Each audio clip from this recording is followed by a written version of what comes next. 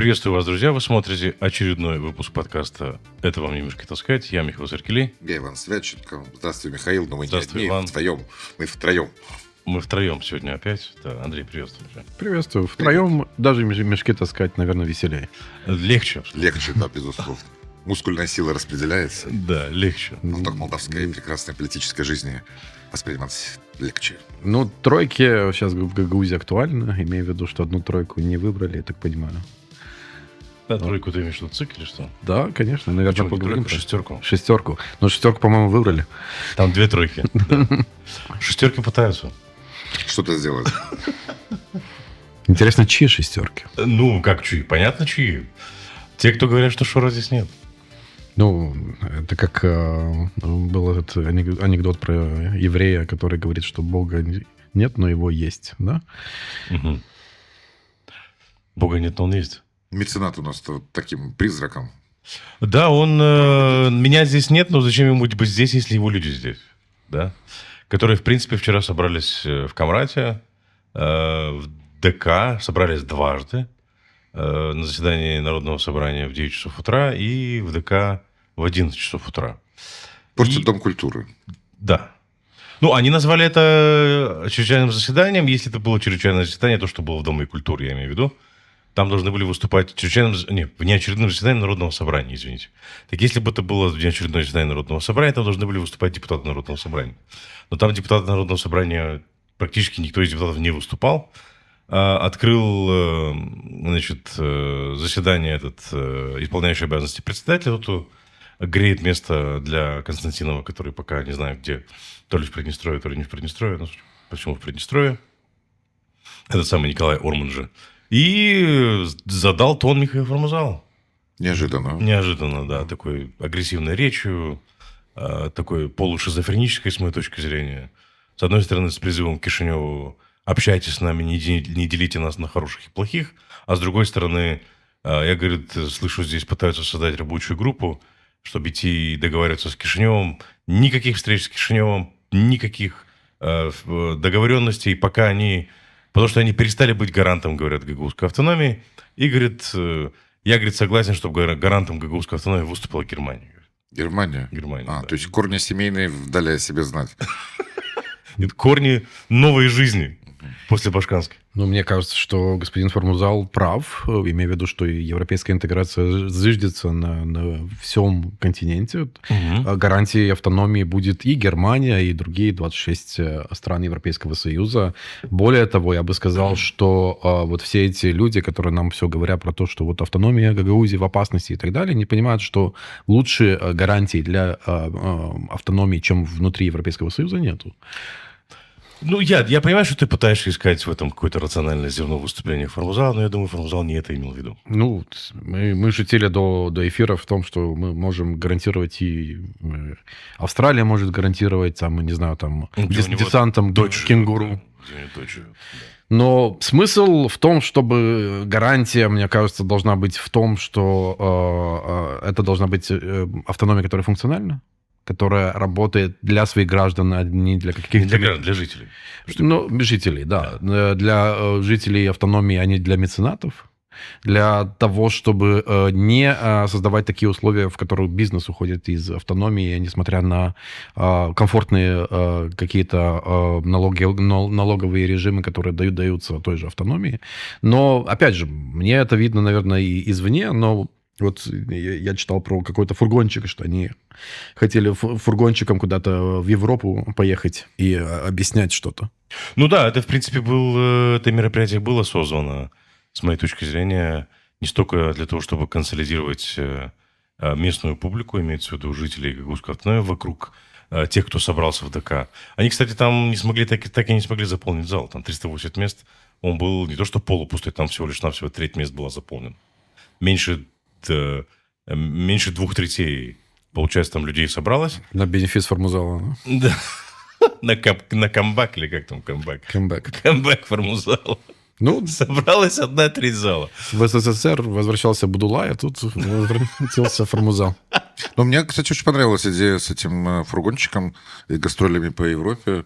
Можно сделать перманентные гастроли И пускай ездят. Что ты имеешь в виду? Собрать их вот в этот фургончик, и пусть вот колесят И туда. по дорогам. И главное, долго. чтобы Дадон был за рулем, и все остальные, и Формузал, и Влах, и Бургуджи, чтобы все были фургончики. Конечно, это попахивает для меня Василием Костюком, но знаете как... Монополии нет у Василия Костюка на фургончике. Ну, смотрите, давайте, если можно, вот обозначим две вещи. Первая вещь в продолжении фургончика. Почему это все делалось? Это, как я сказал, не было для того, чтобы консолидировать местную публику, опять же, с моей точки зрения. Даже не попытка напугать Кишинев, потому что они прекрасно понимают, что Кишинев уже как бы... Пуганный. Не пуганный, да. Это была попытка воздействовать на международное сообщество, о чем они, в принципе, и заявили на этом мероприятии. Они хотят использовать тот же трюк, который они использовали в 2014 году после референдумов. Когда международные партнеры сказали Кишиневу: не трогайте Гагаузию, пусть там проведут этот референдум, как они его хотят. Это было как раз перед подписанием договора об ассоциации с Европейским Союзом, чтобы не срывать сейчас процесс, не дай бог и так далее и тому подобное. Кстати, насколько я понимаю, международные партнеры также попросили Украину не реагировать на аннексию Крыма. Да? То есть, как бы, ну, тогда международные партнеры по-другому видели ситуацию. И сейчас они пытаются сделать то же самое, я имею в виду местные вот эти вот, которые устроили камбэк. Формулу мы даже вывели, да, использованные Дадоны и Формузалы, да, то есть как бы пытаются вернуться и выработать новую формулу. Обращаемся к международным структурам, даже не к посольствам в Кишиневе, да, потому что посольства в Кишиневе прекрасно понимают, о чем идет речь.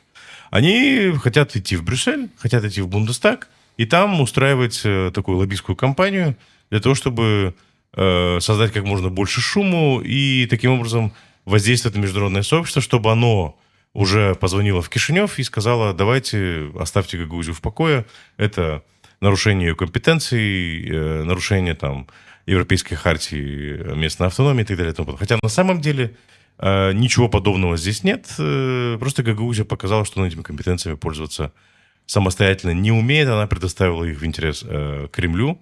Кремль ими пользуется против Республики Молдова, и мы это прекрасно видели, как это происходит на выборах президента, на парламентских выборах и на референдуме. Я бы сказал, что такая мина замедленного действия под процесс европейской интеграции. В любой момент можно опять сказать, что вот у нас какая реальная автономия у Гагаузии, нарушает наши права и так далее. Сделать из этого красивую картинку. Благо у Шора есть деньги на то, чтобы лоббисты довели эту картинку до любых нормотворцев внутри Европейского Союза. И лоббистов много там у них. Там. И это не первый раз, когда они так делают, это точно. Я бы еще вспомнил тот план, о котором говорил CNN еще в 2024 году. Российские планы. Один из пунктов был регионализация социальных конфликтов, то есть использовать регионы для того, чтобы влиять на центральные власти. Мы это видим вот в 26-м в действии. Лекала у Кремля очень редко меняются. Понятно, что активировать, не знаю, там, агента-патриота Формузала из Германии, чтобы он приходил и говорил какие-то басни про то, как он сам не смог дать то благосостояние, о котором когда-то говорил Гагаузии, а сейчас пытается построить даже не знамо что, имея в виду... Ну, подожди, он же агитировал за таможенный союз в 2014 году, призвал к этому референдуму, подписал кучу договоров и соглашений с областями Российской Федерации. Воронежская там что-то. Воронежская, Брянская, Белогородская, Петербург. Там, в общем, Кто мешает? Вот кто это мешает, что же да. действует? Но при этом, понимаешь, в то время, как он агитировал и проводил референдум за таможенный союз, он в это время, я так понимаю, покупал себе домик в Германии. А почему же не в Туле? Спрашивается вопрос. В Тулу по прянике он, наверное, гагаузов скорее увидит. Ну, кстати, особенно, он гагаузов туда активно агитировал ездить и получать образование, кстати. Особенно молодых, которых можно еще на СВО как-то спровадить. А сам будет комфортно жить в Европейском Союзе. Там и уровень жизни другой, и качественные дороги, и не только. А тут можно создавать любые конструкты, говоря о том, что вот демократия, вот независимость или не знаю, что еще что. А вопрос у меня, насколько легитимен вообще вот этот человек вот сейчас в автономии. Я так понимаю, что у него... Он в качестве кого выступает? Да, ну в качестве... Он в качестве бывшего Башкана выступает. Его так и представили. Бывший башкан двух СОЗов. На визитках тоже пишет экс-башкан. Должность. Короче, Экс-башкан, который призвал за таможенный союз, но уехал жить в Германию. Мне кажется, вот это вот четкое объяснение того, что... Ну, мыло не ест, слушай, ну, конечно, в Германию, а не в Тулу. А, мыло не ест? Мыло не ест. к красивой девушке Гагаузии пытаются вернуться бывший, я так понимаю, да? Ну, знаешь как, он же морячок, он же в морфлоте служил. Есть такая песня, да, знаете? «Эй, моряк, ты слишком долго плавал, я тебя успела позабыть». Это, по-моему, про взаимоотношения Формузала с Гагаузией. Я думаю, без... Не верит в эту песню. Он не верит, да? Без денег Шора песня реальная, но с деньгами Шора кто знает. Вот мы все видим, что есть какие-то планы по реформатированию вот этой гагаузской элиты, которая, опять же, от того, что ты меняешь местами просроченную колбасу и хлеб, не становится... Кровати переставлять бессмысленно. В борделе, да? Под просроченной колбасой ты имеешь в виду политиков, которые собрались на сцене? Или? Ну, давай, я вспомнил просто Простоквашино, там рекомендовали кушать бутерброды наоборот. Да, колбасой Ну, на язык, да? Тут, мне кажется, что и колбаса, и хлеб с плесенью, так что... Пованивает так, да? Не знаю, я вот, может, нам комментаторы в Ютубе что-то скажут насчет этого феномена. Насколько есть вообще шансы у таких людей, как у госпожи Влах, например, у нее очень красивые белые костюмы, но... Анекдот, помнишь это, да? Ну, по-моему, я уже рассказывал, извините за повторение, да? Приходит человек в цирк, про белый костюм, да? Ирина Влах. Кстати, мы сразу вспомнили, когда она инаугурацию не была с этим в белом костюме, в белом фраке. Значит, приходит человек, устроится на работу в цирк. Он говорит, слушайте, у меня, говорит, есть классный номер. Он говорит, но мне, говорит, для этого нужен чан с говном. Он говорит, а почему тебе чан с говном? Ну, говорит, вы, говорит, подносите чан с говном, выливаете, говорит, чан с говном на зрителей, и все что? А потом такой, я захожу, все в говне, а я в белом фраке. Номер. Ну, Примерно то же самое, извини, произошло с башканством Ирины Влах, понимаешь? опять же... И Формузала примерно то же самое. Мне вот интересно, как выходить из уже конституционного, я бы сказал, кризиса Гагаузии, насколько вот все эти деятели, которые... Не знаю, насколько сейчас и для них важна Гагаузия. Для А господина... конституционный ли кризис это только Гагаузия или Республики Молдова? Нет, это точно кризис Республики Молдова. Почему? Потому что автономия прописана в Конституции Республики Молдова. Нету Конституции Гагаузии, чтобы говорить, что вот кризис только локальный или региональный, или не знаю какой. Тут, смотри, тут важно обратить внимание на следующую вещь, с моей точки зрения. На сцену вышли те же люди, которые создали тот кризис в 2014 году. В 2014 году идея же была не просто припугнуть Кишинев. В 2014 году идея была использовать Гагаузию в проекте, так называемом проекте «Новороссия», который реализовывала Россия. Сепаратизм. Да. Это- Суть проекта «Новороссия» составала не в том, чтобы создать некую единую Новороссию, да, и Новороссию, состоящую из там череды так называемых народных республик, которые там начинают ЛНР, ДНР, ХНР и вплоть до Буджака, Буджакская народная республика. И они эту идею проговаривали. Формузал поддержал идею создания Бессарабской народной республики с центром в Одессе. За это его и Василия Тарлева сделали, по-моему, запретили им въезд в Украину, там, по-моему, на 5 лет. И мы прекрасно знаем, к чему это привело на востоке Украины. Мы знаем, что они рекрутировали людей, отправляли людей на тренировочные лагеря в Ростове-на-Дону. Некоторые люди даже понесли ответственность и были посажены за это. Ну, есть такая фраза, такой избитый штамп российской пропаганды. Вы хотите, как в Украине? Вот мы можем им предложить вот такой сценарий. Вот гагаузы хотят, как в Украине? Да, вот это вопрос, хороший вопрос к гагаузам. Да? Мы просто объясняем им, кто эти люди, что они пытались сделать в 2014 году, с какой целью они вернулись сейчас, и должен ли реагировать Кишинев на эту ситуацию. В условиях, когда Гагаузия вошла в правовой и конституционный тупик, и в целом в Гагаузии, из-за ситуации в Гагаузии Республика Молдова вошла, Гагаузия сама из этого тупика выйти не может. Шор заслал сюда своих, скажем так, агентов, которые пытаются взять все в свои руки. Кишинев, с моей точки зрения, должен сделать все для того, чтобы нормализовать ситуацию, изменить правила игры и отобрать у Гагаузии эти компетенции, потому что Гагаузия явно с компетенциями по проведению выборов не справилась. Ну, надо еще сказать, что все, что они там приняли, это Филькина грамота. Сейчас... Ты имеешь в виду по ЦИКу и по дате выборов, да? Да, там сейчас это идет в суд, и это будет аннулировано, потому что не по Конституции Республики Молдова. У нас единая законодательная база, у нас не может быть одно правило, которое действует, не знаю, там в Веденцах, и другое, которое действует в Камрате. Это нормально. У нас унитарное государство, наоборот, они должны бы найти в себе ту мудрость. Они это кто, местные или что? Ну, я бы сказал, вот мы говорим о так называемом чрезвычайном или внеочередном собрании местного законодательного органа каком-то, да, и они должны найти в себе мудрость для того, чтобы представлять интересы Гагаузии. Почему? Без выборов потом будет вот такая ситуация странная, как в Кишиневе, где уже 2 года нету бюджета. У тебя некому принимать этот бюджет, это значит, что развитие региона на паузе, что внешние проекты не могут приходить, что все, что касается... Ну, конечно, есть такие люди, которые скажут, все хорошо, мы будем продолжать тот же мандат и так далее, но это не демократично, это не для перспективы Гагаузии, это для местных каких-то интересов. Ну, я думаю, что люди в Гагаузии уже хотят действительно выйти из этого тупика. Люди понимают, куда это все завело, и я, допустим, не ожидаю, что будет какой-то социальный взрыв в Гагаузии из-за того, что Кишинев вмешается в ситуацию. Мы видели, кого они собрали в зале. Зал на 308 человек был заполнен на 1/3. Даже концерт телерадио Молдова, организованный несколько днями ранее, собрал больше людей, чем концерт симфонического оркестра телерадио Молдова.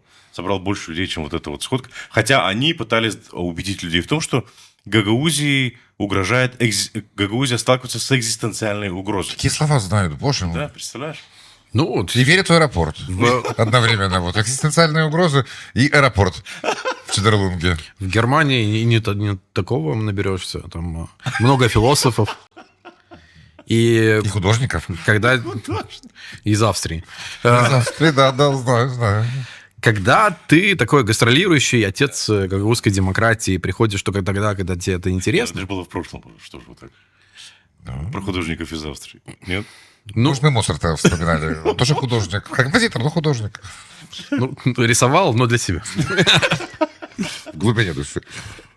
Окей. Но, опять же, вот открытый вопрос для меня еще в чем? Вот кому нужны вот эти люди, которые...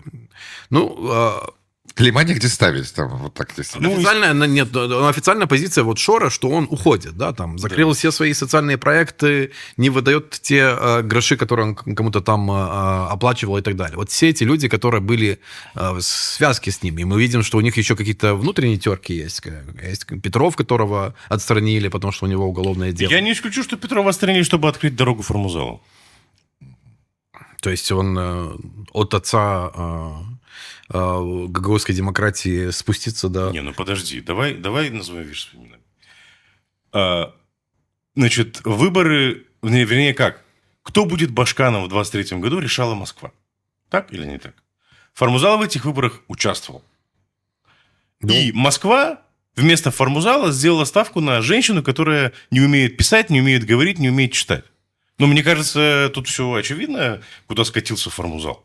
Ему, знаешь, как бы уже и на безрыбье и рак рыба, хоть и, не знаю, там... И сам встанешь. И сам встанешь, да. Извините за сравнение, но получилось, что табуретка была трехногая, Формузал. То есть нашлась табуретка получше. Ну да, то есть как бы предпочли Формузалу, предпочли вот эту вот табуретку, понимаешь? Политическую заключенную, Михаил. Да, извините. Ты же забываешь. Ну, какая политическая заключенная, такой отец демократии, понимаешь, гагаузской. Ну, кстати, да, она что-то там сейчас активничает из тюрьмы, говорит о том, что нужно добиваться чего-то, непонятно чего. Но мне вот интересно, кто в выигрыше вот этого так называемого конфликта с Кишиневым? Нет, они выигрыши по-любому пока Кремль. Пока Кишинев вроде как бы делает правильные шаги, особо об этом по этому поводу ничего не коммуницирует. Такое ощущение, что Кишинев молчит, но Кишинев действует. Кремль хочет и дальше контролировать Гагаузию политическую, поэтому Кремль хочет, чтобы, и Шор в частности, да, хочет, чтобы выборы следующие ни в коем случае не проводил Кишинев, ни в коем случае не проводил по законодательству Республики Молдова, и чтобы все было как было, оставалось как есть, чтобы они назначали ЦИК местный, чтобы этот ЦИК здесь закрывал глаза на нелегальное финансирование, на подкуп избирателей и на полную доминацию Москвы в Гагаузии. Вот чего они хотят. Ну, они защищают то, что Я им точно знаю, нужно. кто проигрывает этот Гагаузу, потому что... Ну, проигрываем мы все. И Республика И Молдова, Республика и жители Молдова, да, Гагаузии. потому в частности. что все те проекты, которые могли идти в Гагаузию из Молдовы, они не идут. Я так понимаю, что те деньги, которые обещал Шор, так тоже не идут. Так что даже те люди, которые, скажем так, абсолютно эгоистичны, им наплевать на государственность, наплевать на будущее своих детей, они в любом случае в проигрыше. Потому что хуже жить в Гагаузии, потому что нету с кем Кишиневу нормально общаться.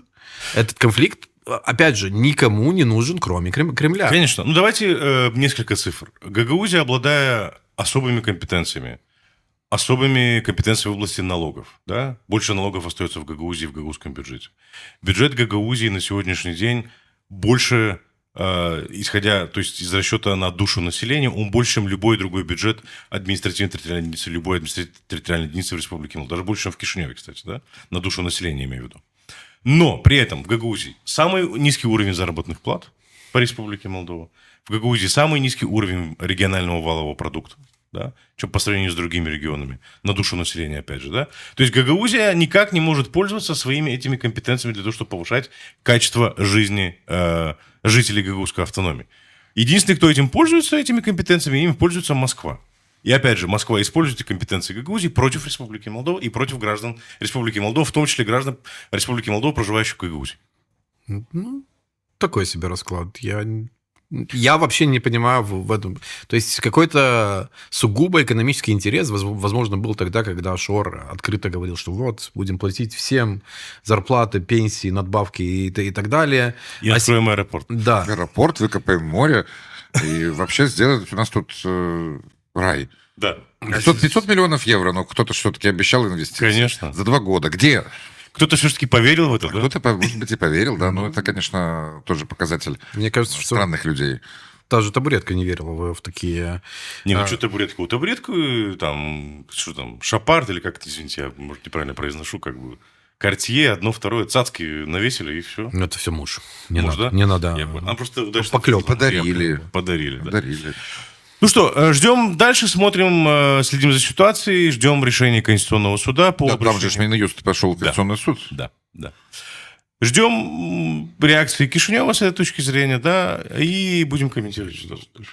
Не возвращайтесь к бывшим. Это никогда к Бывшим? хорошему. Нет. Ну, 2 раза в одну и ту же реку. Да, Бессмысленно и Особенно безнадежно. согласен. И разным пенсионерам из Германии лучше возвращаться в Германию. А то непонятно, что там будет. Сейчас какие-то персональные санкции приедут. А ты веришь в это, да? Ну, я не знаю, я вот смотрел вот эти дискуссии, которые там был, там на такое минимальное уголовное преследование по сепаратизму уже можно подумать. И у нас сейчас... Надо было об этом думать еще в 2014 году. У нас сейчас хорошие отношения с Брюсселем, мы вот, может, про это тоже поговорим.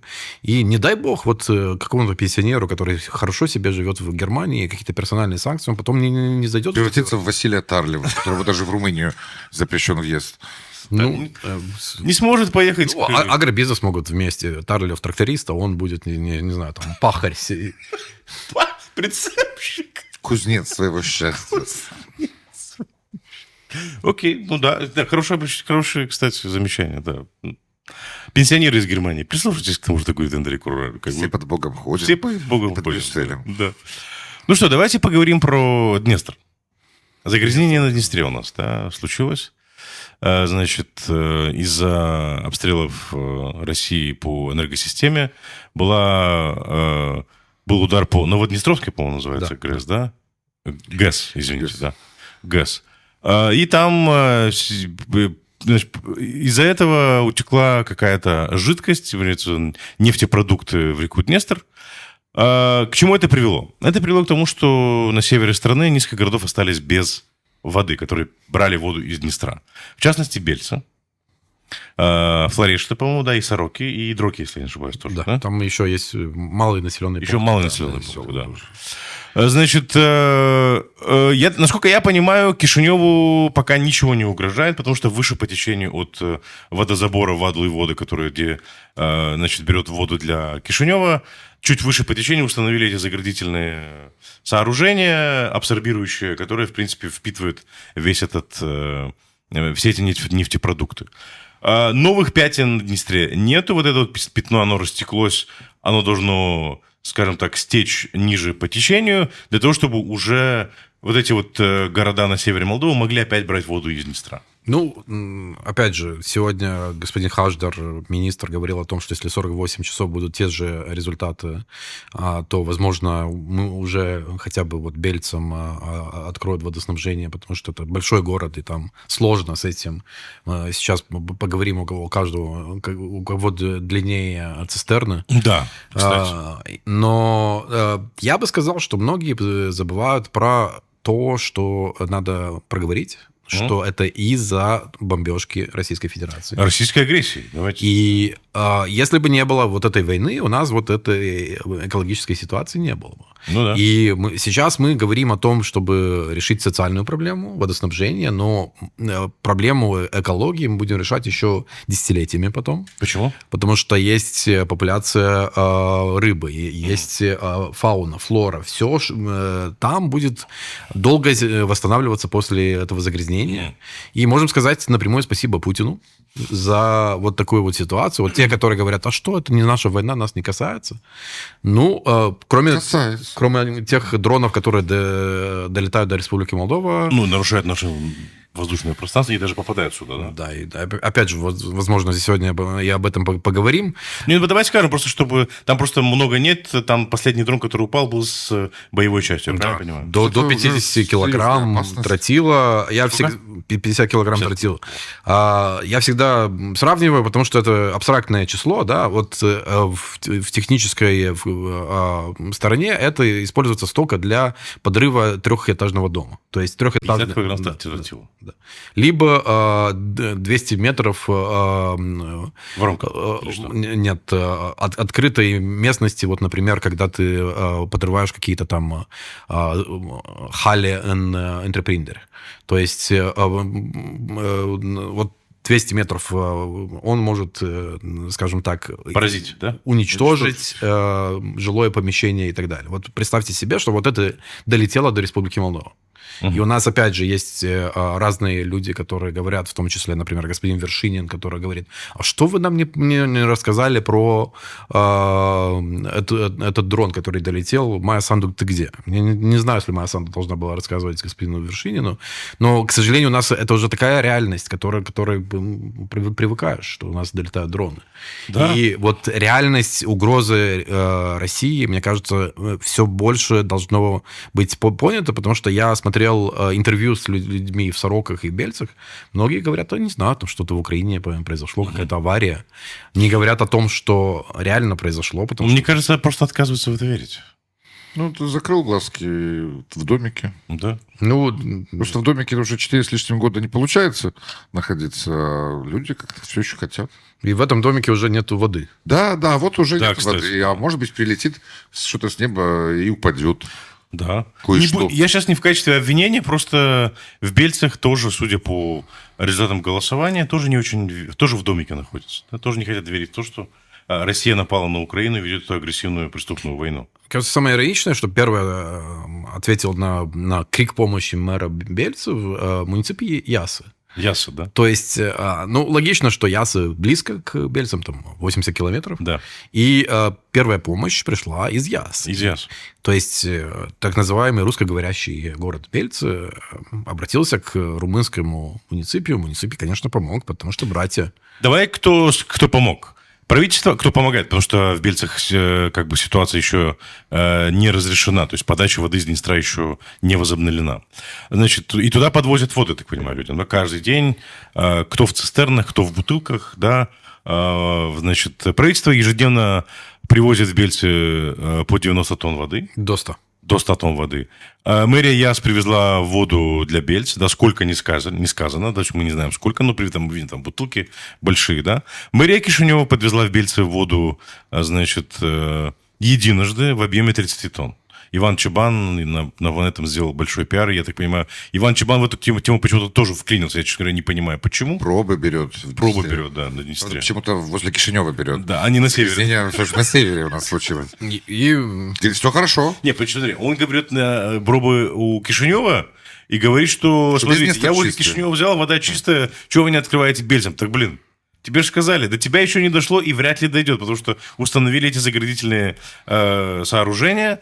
На севере уже дошло, поэтому и закрыли воду для Бельца. Не, ну без шума Ивана Чабана не знаю, что сейчас происходит. Он знаете, как есть эти вирусологи, которые сейчас переквалифицировались в экспертов по Ирану. Вот я тут... Виронолог. Вирусологи? Вот так и Иван Чабан. Это начал... Был политик Балабол, а Иван Чабан хорошо иллюстрирует слово «пустомеля». Пустомеля. Вот, знаешь, не закрывается вот этот артикуляционный аппарат. Он с распространением наркотиков борется, с распространением пятна на Днестре борется. И все как-то пустозвонит Заверяет, что больше. бюджет есть, печатает листовки. Да, бюджет есть, говорит. Не слушайте. Нету. Не Его слушайте. нету. Его нет, а он есть. Ну, еще интересно, что вот сейчас уже люди жалуются, что через 3 дня после того, как он маломальски залатал дороги в Кишиневе, этот асфальт начал естественным путем трескаться, уходить и так далее. Бывший вице-мэр Керонда говорит о том, что уже температурные условия дают возможность ремонтировать капитально. Полноценно ремонт. Да, но почему-то нельзя сейчас ремонтировать капитально. Надо потратить сначала деньги на латание, потом убирать все это, потому что сейчас он пиарится на том, что, представьте себе, шокирующая информация, в Кишиневе убирают улицу. Вау. Ужас, да? Да, да. Я видел, кстати, я был свидетелем, в субботу был в Кишиневе, бульвар Дача, бульвар Дача. Правда, там все было в пыли, как бы... Не, ну сейчас... Сдули сверху. С Гренобля. Есть такой анекдот сейчас в Кишиневе, что мэр открыл пару автомоек, и поэтому... А как это связано? Ну, в смысле, оседает все это на машины, машины надо понятно. мыть, и поэтому у нас вот такой пыльный город. Я понял. Но я бы сказал, что не запылился Иван Чабан и в этой Явился, не запылился. ситуации. Если смотрели сериал «Дальнобойщики» такой из 2000-х, вот так он из этой машины с цистерной снимался, рассказывал. Ты, которая везла воду в Бельце, да? Да. А ты, кстати, кто-то сделал мем, посадили вместо водителя Путина. Помните, Путин накомасил? По этому Днестру, по мосту, да, по Крымскому мосту он ездил. Я думаю, сейчас он бы не рискнул. Не рискнул, да? И так же, как и Иван Чабан не рискнул бы еще один раз появиться в Румынии, так же и Путин не рискнул бы в Крыму. Нет, конечно, нет, естественно. Ты чё? Но, Он из своего бункера никуда. опять же, пиариться на горе, мне кажется, неправильно. Надо отдавать коммуникацию тем, которые этим занимаются. Мы видели, как жестко ответил министр экологии Хаждар на то, что говорит господин Чабан. Он сказал ему: не мешайте нам работать, потому что информация, которую вкидывает Чабан, мешает работать, потому что люди думают, а если целый мэр Кишинева сказал, наверное, правду. Причем Чабану-то есть чем заниматься, да? В городе проблем Ой, вот так и вот так. Я только вспоминаю, что у нас потенциально задонышь 1 миллиард лев перед Епомедиа, и эту тему вообще об этом не говорят. Вот это потенциальный дефолт кишиневского бюджета. И ничего об этом не говорят. Вот бывший юрист, консультант, его стал вице-мэром по социальным проблемам, господин Прутяну. Угу. А кто сейчас занимается этим кейсом, непонятно. Я думаю, что они просто ожидают следующих выборов, и после выборов будут договариваться с Ипомедиа. Может, не А Ипомедиа, целый напомни, пожалуйста, о чем идет речь. Ну, там старая проблема с тем, что они устроили все эти остановки понятно. автобусные, троллейбусные. Это еще при коммунистах было, до Кертуак. Эти ситилайты вот эти, да, с остановкой? Да. И они должны были взять под контроль практически всю наружную рекламу в В городе. городе. Им, конечно, не дали, Мгм. но сейчас мэрии грозит в арбитражном суде 1 миллиард леев выплат, даже больше. Ух ты. И об этом не говорят, потому что ты из этого не сделаешь рилс. А вот как ты на цистерне едешь в Бельцы. И я помню еще вот ироничную вещь, когда все говорили о том, что плохо борется с гололедом господин Чабан. Он все спрашивал, как там в Бельцах, а как там на национальных дорогах и так далее. А сейчас вот у меня вопрос к нему. Господин Чабан, а что вы делаете на национальных дорогах?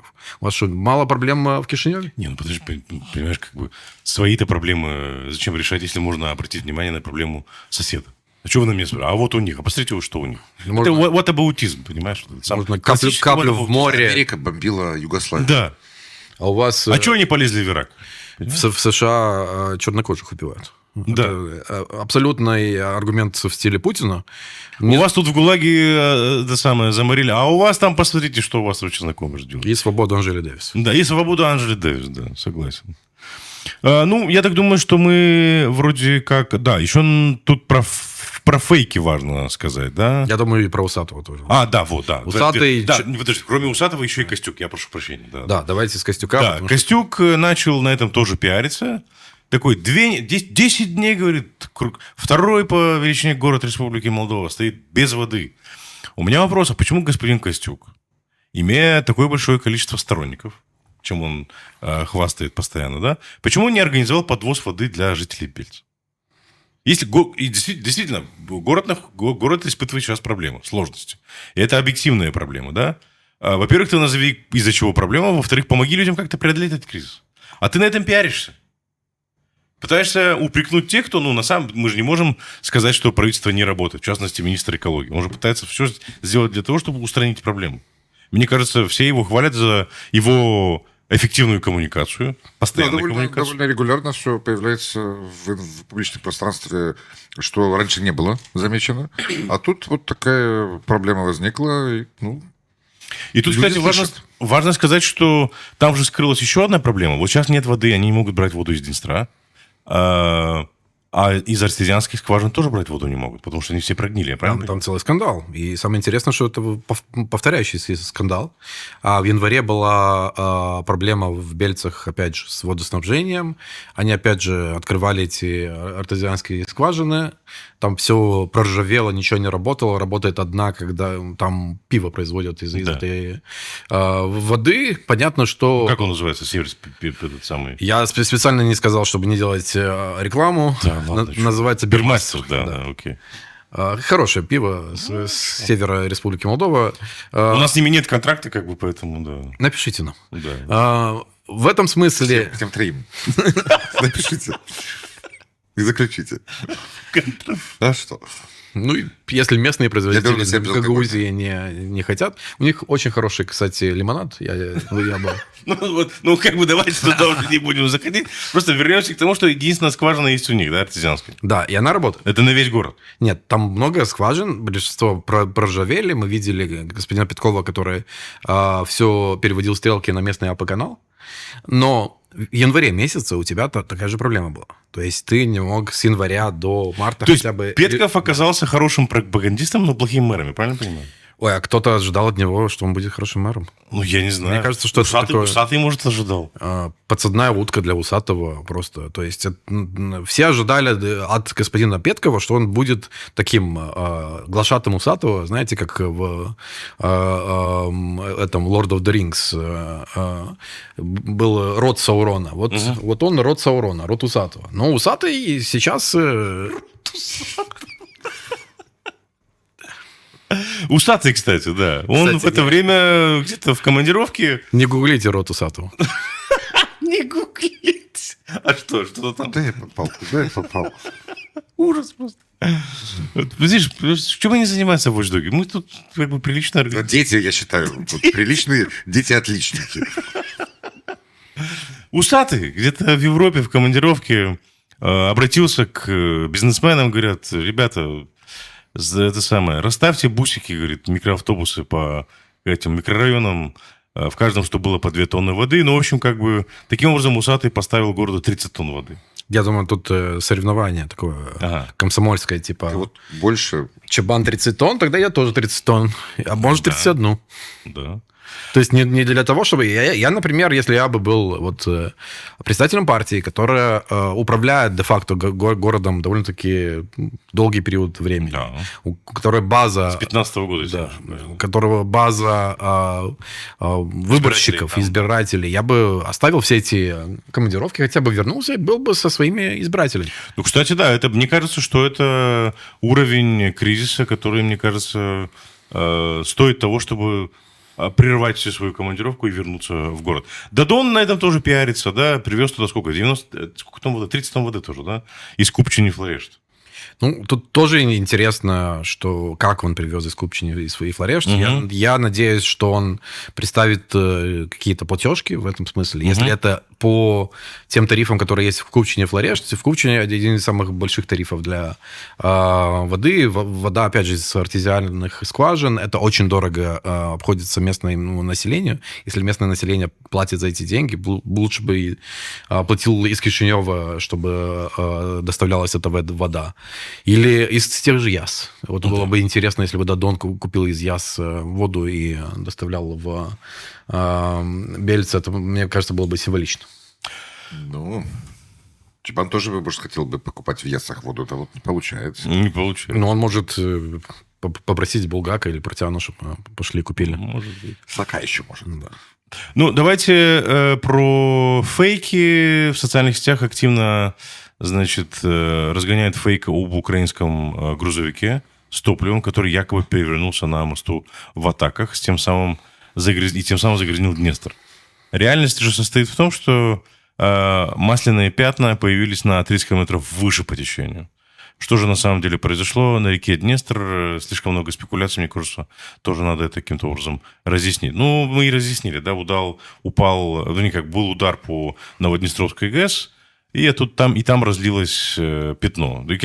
И я думаю, проблема заключается в том, что мы до сих пор не знаем, то ли это нефтепродукт, то ли это авиационное топливо, то ли это масло, Но, опять же, то ли это авиационное топливо. мне кажется, что это должны решить специалисты. Да. Лабораторное исследование должно быть сделано, чтобы понять, чем загрязнен Днестр. Но тут, скорее всего, может быть и одно, и другое, в смысле того, что часть авиационного топлива могло остаться от ракеты, которая не взорвалась. Об этом говорила украинская сторона. В любом случае, это сейчас такой объект, который охраняется. Невозможно понять не знаю, по открытым источникам, что было там, какие загрязнения. Ну и плюс нужно учитывать тот факт, что там сейчас военное положение в Украине, да, и доступ ограничен. Ну, давайте перейдем, знаете, вот к какой новости. Да, почему здесь министр? Недопосла Озерова вызвали в Министерство иностранных дел, да, и поставили перед ним бутылку с загрязненной водой из Днестра. Она прям загрязненная, даже видно. Прям видно, да? Да. Очень похоже на... На самого посла. Я хотел сказать на то, что он пил на том видео. Помнишь, да, вот это вот эпичное? Вискарик? Да, вискарик. Golden Label, да? Ему нравятся дистилляты разные. Может дистиллировать? Да. Ну, опять же, качество российского виски, я себе его не представляю. Но такое же качество, как и посла. Я думаю, что очень близко к воде из той бутылки. Конечно, красиво, но хотелось бы, чтобы еще была бы и какая-то юридическая оценка на международном уровне. Ну, хотелось бы, чтобы его здесь не было, этого недопосла. Но, как бы, вот, видишь... Ну, опять же, не нам решать, что делать Министерство иностранных дел, но мне кажется, что уже столько кейсов. Вот сейчас еще один дрон долетел и так далее. Есть повод для того, чтобы выслать этого недопосла. Ну, решать, конечно, политическая власть. Да. Давайте вот такая новость. Был опубликован в сети, слит, можно сказать, да, слили неофициальный план по реинтеграции Приднестровья. Значит, и там якобы это то, что, значит, вице-премьер по реинтеграции хотел обсуждать в Брюсселе с нашими европейскими партнерами о том, как разрешить приднестровский вопрос. Иван, ты, кажется, читал этот документ? Наслаждался. Наслаждался, да? Да. Ну, документ. Впервые мне показалось, что молдавские власти перестали... Ну, мы не знаем это... Мы не знаем, насколько это все будет имплементировано. Бумага сырая. И кто его разрабатывал, мы Вице-премьер знаем или нет? Вице-премьер по реинтеграции заявил сегодня, что ли, Да. что это все такие планы. Сырые наработки. Сырые наработки, точка отсчета. Мы начинаем говорить. Но я увидел в этом реализм. Мгм. Без фантазии. Впервые за 4 года процесса приднестровского урегулирования. Слава тебе, Господи, не обсуждается никаких федерализаций. Политические вопросы – это дело сложное. Думаю, это об экономике. Насколько все это будет реализовано, Бог его знает, без позиции наших западных партнеров, положительной реакции сделать ничего не получится. Ну, а то, что Российская Федерация будет всячески торпедировать и мешать этому процессу, по-моему, не сомневается никто. Давайте небольшой summary, если вы не против, да? Что предлагает, что говорится в этом документе, да, что он предусматривает? Он предлагает переход от политических переговоров к поэтапной интеграции. Формат 5+2 де-факто признан нерабочим. Россия в документе рассматривается не как посредник, а как источник риска. Приднестровье описывается не как отдельная сторона, а как часть территории Республики Молдова. Стратегия опирается на уже существующую зависимость региона. Приднестровский экспорт идет через молдавские механизмы и ориентирован на рынки Европейского Союза. Компания... 80%. Да. Компании используют молдавскую регистрацию, молдавские сертификаты и молдавскую таможенную систему. Жители региона пользуются молдавскими документами и связанными с ними услугами. Документы предлагают углубить эту зависимость через выравнивание правил расширения применения молдавского законодательства, интеграции инфраструктуры, логистики и государственных сервисов. Цель не быстрый статусный компромисс, а постепенное сужение пространства для отдельного существования региона. Ну, опять же, я бы начал с того, как это... То есть это не официальный документ, да? Это просто... То, как правило, когда ты едешь как официальное лицо в Брюссель, ты готовишь эту поездку, и ты говоришь, вот это наше видение. Давайте... Тем более, давай скажем, что Брюссель требует. Да. Ну, от Молдовы урегулирования этого вопроса. И официально, и публично Брюссель всегда говорил о том, что у нас не может быть такого, не знаю, там, черной дыры в экономике, как Приднестровье. Мы в какой-то момент можем себе представить, что будет реэкспорт российских продуктов через Приднестровье, если не регламентировать качественно экспорт оттуда и экономические связи. Я так понимаю, что этот документ был передан Брюсселю, и как-то, и вот тут большой вопрос, как, достиг молдавского журналиста... Как он был слит? Вот И тут, кем? Тут хороший вопрос, потому что... Его, давай скажем, его опубликовал Владимир Соловьев на сайте Carnegie.ru, так? Да. Нет, здесь документ, анализ этого документа. Да, анализ этого документа. А сам документ тоже появился как-то уже в общественном В пространстве. каком-то телеграм-канале, по-моему. Да, и он, кстати, с голограммой этой темы, да, этого самого YouTube-канала Владимира Соловьева. Ну, так что... То есть, как бы его слили Владимиру Соловьеву каким-то образом. Владимир Соловьев на этом сделал статью для Carnegie.ru и еще, как бы, я так понимаю, прокомментировал у себя на своем канале этот документ. Кому этот слив помогает? Я вижу только помощь позиции Российской Федерации, позиции Приднестровья. Каким образом? В смысле того, что мы видели, под какими заголовками вышла эта информация, что Молдова предлагает внешнее управление Приднестровьем, хотя по формату того, что там написано, скорее это мандат международный, либо это ООН, либо ЕС. Я бы сказал, что не знаю, если выстроится очередь международных организаций, которые хотели бы на себя взять вот этот геморрой. Ну, там, кстати, не предлагают. Там просто говорится, что, да, это возможно, какая-то международная администрация для этого региона, но кто конкретно, не говорится. Внешнее управление, если уж так смотреть, оно прям сегодня над Приднестровьем витает. И одна сторона вполне себе внешне управляет. Ну да. Ну, там напрямую прописано в так называемом законодательстве Приднестровья, что там действует и российское законодательство. Да. То есть не надо питать каких-то иллюзий, что сейчас нету... Что там? То есть там не взяли из этого документа какие-то положительные моменты, а зацепились именно за вот это. Постепенная передача под эгиду международной администрации управления за регионом. Ну, это, кстати, довольно-таки нормальная практика в постконфликтных ситуациях, когда нету доверия между двумя акторами. То есть, например, Приднестровье не доверяет Кишиневу, Кишинев не доверяет Приднестровью, и появляется такой международный администратор, который говорит, вот тут так вот сделаем, там вот так вот сделают. У него там мандат 5-7 лет. И после этого нормально действует законодательство Республики Молдова. Как и что, мне кажется, в это вообще так далеко и так в какие-то дебри, столько непонятных элементов до этого есть, что мы об этом даже не говорим. Но почему слили сейчас, мне кажется, потому что видно, что Молдова нашла в себе, не знаю, что нашла, но, как говорил Смелость. господин Тимофти в какой-то момент, но нашла. Отрастила. Да. Не знаем что, но хорошо было бы, чтобы это было раньше, да? Да.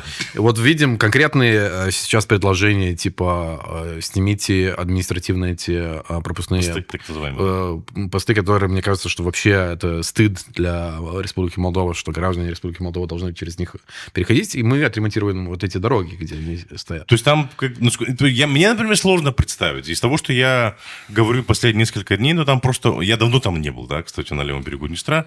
Имеется в виду в Тирасполе, допустим, да. Но говорят, что там просто ужас ужасный. Инфраструктурных инвестиций не было вот с периода СССР. И когда говорят, что там экономический кризис, там имеется в виду экономический кризис. Людям нечего нигде зарабатывать деньги для того, чтобы, не знаю, там, элементарно прокормить себя. По подсчетам того же Киверь, 25 тысяч граждан Республики Молдова... С левого берега, да? С левого берега каждый день приезжают в Кишинев работать. 25 тысяч. И если считать, что там более 100 тысяч пенсионеров... Ну, это 10% населения. Ну, опять же, маленькие... Жители. Да, ну, мы можем прочитать вот в Кишиневе, опять же, не знаю, по камерам и так далее, потому что мы не проверяем. Но я считаю, что пройдет еще полгода-год, и у нас все будут работать на правом берегу, потому что зарплата лучше. Ну да. Там это лучше, никто не кусает, страшные румыны нагайками не стягают. Нет. Русский язык звучит неплохо бы жителям левого берега и румынский подтянуть. Ну, это все произойдет. Устройство. Но да, это процесс естественный. Ну, вот, например, в троллейбусном парке Кишинева, мне кажется, что там очень много. Я вот лично встречаю людей и спрашиваю, вот, почему вы говорите только на русском? Они говорят, извините, мы с Приднестровья. Я понимаю, что это реально... То есть там троллейбусы закончились, да? Ну, не знаю, насколько закончились. Мне кажется, что многие люди, которые работали в каких-то фирмах, которые зависели от этого бесплатного газа, сейчас ищут работу на правом берегу. А бесплатный газ, кстати, это тоже хорошая тема. 30 же с лишним лет пользовалась... Можно было бы экономику создать вполне себе... 10 миллиардов, говорят, вбухали туда. По-моему, 11. Через этот бесплатный газ. Кто бы создал гигантскую империю, стал миллиардером? Ну, это уже да. Кстати, да, сегодня мы, когда готовились, обсуждали... Там бензин сейчас стоит... То есть он здесь растет, потому что международная ситуация такая, да, растет стоимость цены на нефть. Но на левом берегу, где все контролирует шериф, все продает шериф, в том числе и нефтепродукты, там нет акциза на бензин и солярку. Они не платят наши акцизы. Да, но при этом там такие же цены, как и здесь. Ну, понятно почему. Потому что соглашение экономическое какое было? Мы вам даем дармовой газ, вы за коммуналку почти что не платите. Мы вам даем маленькие зарплаты, но есть подножный корм, есть возможность платить за коммуналку мало, есть какие-то социальные продукты типа хлеб, молоко и так далее, но большинство денег идут шерифу. И тут понятно, что, например, не знаю... То есть маржа очень высокая у шерифа. Если я экспортирую черную икру из Приднестровья, да, и я плачу 300 евро своему рабочему там, это мое решение. Это не то, что продиктовано каким-то рынком и так далее. Ну, извините меня, но в 26-м году, чтобы у тебя было $300 или евро зарплата... На заводе, который производит черную икру, да? Да, неважно где. В любом случае, в Молдове, которая не самая богатая страна, средняя зарплата по экономике уже более 15 тысяч. Да. И когда мы говорим, что там это около 6 тысяч, ну, это просто обкрадывали этих людей. И Зато Суворов, и Ленин. Да. Да, и пионеры, и можно... И закат над болотом. И язык украинский тоже. И молдавский. И молдавский. Гимны смотрю. Да, гимны. Это вообще... Посмотрите гимн Приднестровья. И вообще посмотрите на ситуацию в Приднестровье. Вот такую ситуацию хотят и на правом берегу Конечно. пророссийские политики, потому что ввоз газа, я не знаю, когда будет возможен в Республику Молдова, бесплатного этого. И чудес не бывает, если Кремль привыкнет меньше платить за администрацию этого региона, он будет платить так же. Ну, Кремль не хочет, очевидно, платить за содержание этого региона дальше, но при этом Кремль не хочет упускать военный контроль за регионом, политический контроль. И, судя по всему, Кремль может пока позволить себе эту стратегию и дальше внедрять по той простой причине, что в Республике Молдова никто не готов идти на военный силовой сценарий. И понятно почему. Зачем слиты в документах? Ни слова. Ни слова об этом не говорится. Про какие-то военные силовые решения. И оно понятно почему, потому что мы прекрасно понимаем, что будет на следующий день. Любые какие-то попытки выкурить оттуда или обезоружить этих самых военных, немногочисленных, да, хотя, в принципе, как бы, почему немногочисленных? Там есть так называемая армия Приднестровья, да? Там под ружьем сколько? 6 тысяч человек? Ну, там, в принципе, милитаризация идет на все органы на все органы То власти. есть, если у нас, например, таможенники давно демилитаризированы, у них нет. Если, прокуроры там. И так далее. То есть там, если под ружье брать, то есть кого брать. И, кроме того, вот мы сегодня говорили о том же, вот какой менталитет у людей, будут ли они воевать за гиблое государство, так называемое государство. Ну, а люди в Донбассе не воюют против Украины. Если у тебя нету опций, как прокормить семью, если ты привык, что ты офицер, не знаю, там, какой службы внутри Приднестровья, те опции для тебя либо приезжать в Кишиневе и развозить на велосипеде Глово. Ну, посмотри, вот ситуация в Иране показательна, да, то есть как бы уничтожают руководство, но это как у Змея Горыныча сразу вырастают несколько новых голов. То есть народ не готов сдаваться, да, то есть как бы сопротивляться. Я не думаю, что это народ, это элита. Нет, подожди, там говорят, что есть такое подразделение Басидж. Во-первых, есть КСИР, да, вот это вот их ФСБ, КГБ.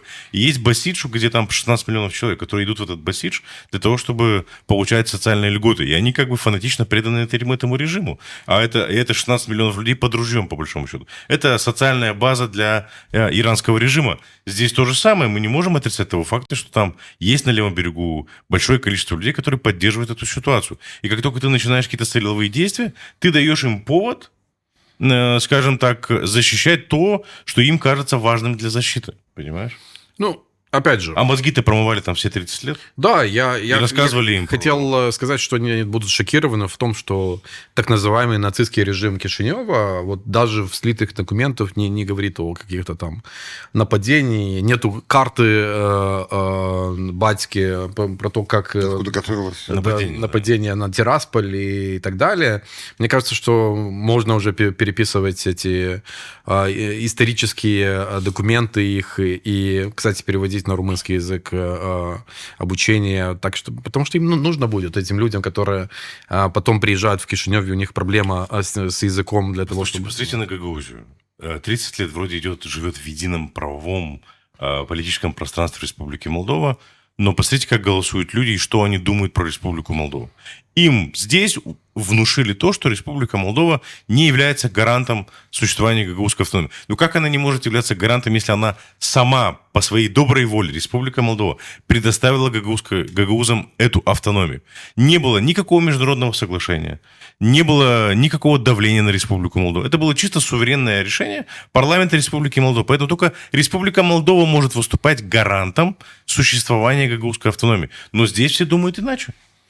Почему? Потому что промыли мозги. И я уверен, что в Приднестровье, которое не было все эти 30 с лишним лет в правовом, политическом и информационном пространстве Республики Молдова, там я уверен, что ситуация намного хуже. Да, там есть 1/3, которая, мне кажется, лояльна Республике Молдова. Который всегда эту связь не потеряла, потому Да. что понятно, что большинство людей там не то, что не потеряли, я думаю, что в последнее время углубили и экономические, и социальные отношения с Республикой Да, Молдова. но есть 2/3, которые по-прежнему этого не сделали. Ну, я не знаю, что это 2/3, но это большая часть, это, скажем так, критическая масса для того, чтобы не изменилась ситуация изнутри. То есть в идеале для нас было бы... И в этих условиях начинать какую-то военную операцию против Приднестровья, это просто Мне кажется, что закрыть этот регион навсегда, понимаешь, это нет смысла просто. такая операция существует только в больном воображении Соловьева, не этого Соловьева, а московского, хотя не знаю, По поводу Соловьева мы тоже не можем быть уверены. какая разница между ними двумя, но мне кажется, что вот то, что они сливают такие документы,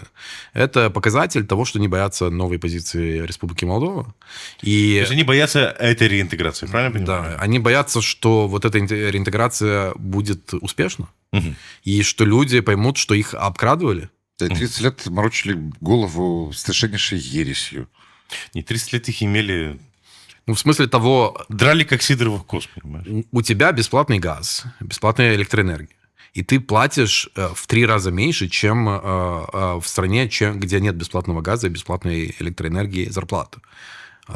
Ты платишь 3 раза меньше, в смысле, за энергоресурсы. Да. Да, но- Нет, ты платишь своему рабочему. То есть у тебя супер маржа, ты на этом зарабатываешь, но ты им ничего не платишь. Я как игрок в ЧГК могу сказать, внимание, вопрос. Куда разница это идет? В карман кому? Как зовут этих 2 человек? И где в Германии они проживают? Мы не про пенсионеры из Германии. Нет, Не-не, это там сейчас не про есть пенсионеров. другой. тут пенсионер на букву Г. Скажите, как его зовут? Да? Окей. Ну что, давайте к европейской интеграции, наверное, О последним. хорошем. Да, о хорошем. Напоследок. Во-первых, весна. Да. Скоро переводим стрелки. Последняя суббота Суббота на воскресенье. марта, да, по-моему? Да. Кстати, я надеюсь, что европейская интеграция сделает так, чтобы не переводили стрелки. Для меня это всегда болезненно. Почему? А в чем проблема? Я за то, чтобы у нас было одно время. И Часовой пояс с Европейским да, Союзом? Да, и чтобы не было вот этих виляний туда-сюда, а то Молдова так виляла 30 лет. Давайте определимся и с часовым поясом, и со всем. Да, ну давайте. Молдова открыла все главы технических переговоров с Европейским Союзом. Все кластеры. Да. 17 марта были открыты технические переговоры по последним 3 кластерам переговорных глав. По оценке вице-премьера по реинтеграции Кристины Герасимов, это важнейший шаг на пути Молдовы в Европейский Союз. Таким образом, открыты следующие главы: конкуренция и инклюзивный рост, зеленая повестка и устойчивое соединение, и природные ресурсы, сельское хозяйство и политика сплочения. А Европейский Союз на этом фоне, я так понимаю, выделяет нам 189 миллионов евро. Это второй транш из общего фонда в 1,9 миллиардов евро в рамках плана роста Республики Молдова. Ну, еще надо отметить, что мы 24 пункта из 26 реализовали по плану То есть мы чемпионы, роста. как сказала Да, мы Марта Кос, да? абсолютные чемпионы в смысле того, что мы понимаем, что для нас, вот, например, та же экономика, она зыждется на этих инвестициях, Конечно. которые идут из Евросоюза. Я бы сказал, что вот, например, у нас есть такие экономисты, которые прочат апокалипсис сегодня в Молдове всегда.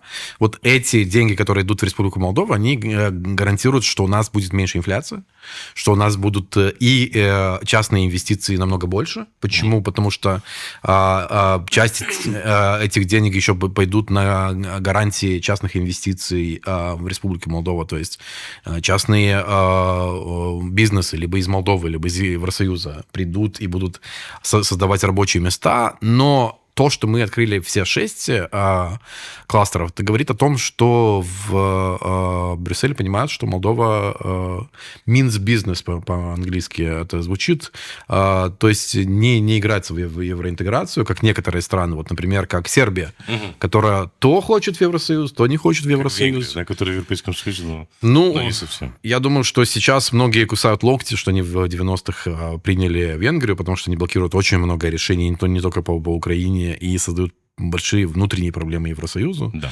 Посмотрим, что будет после апреля и как будет решаться эта проблема самим венгерским народом. Мне кажется, что самая демократическая... 12 апреля день космонавтики, да.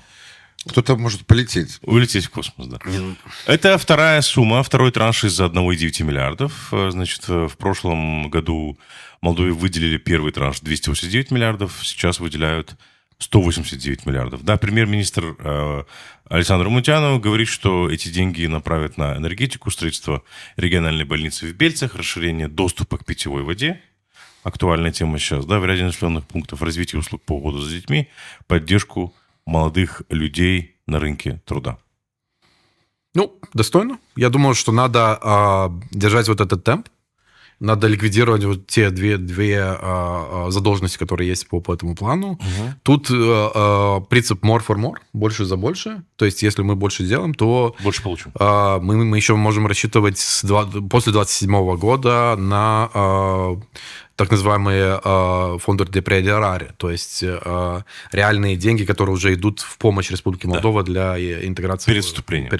Да. Ну что, друзья, спасибо большое за сегодняшний выпуск. Спасибо вам, господа. Да, спасибо. Спасибо, всегда рад быть в Камрате. А мы как рады, ты даже себе не представляешь. Надо повторить. Да. Спасибо, друзья, что вы были с нами. Подписывайтесь на нас, подписывайтесь на канал Nonfiction Свяченко, канал Watchdog в YouTube, канал Nocta MD тоже в YouTube. Ставьте свои лайки. Увидимся в понедельник на расширенном подкасте, где будете уже вы звонить нам по телефону, как обычно, да, Мишки Плюс. До свидания, друзья.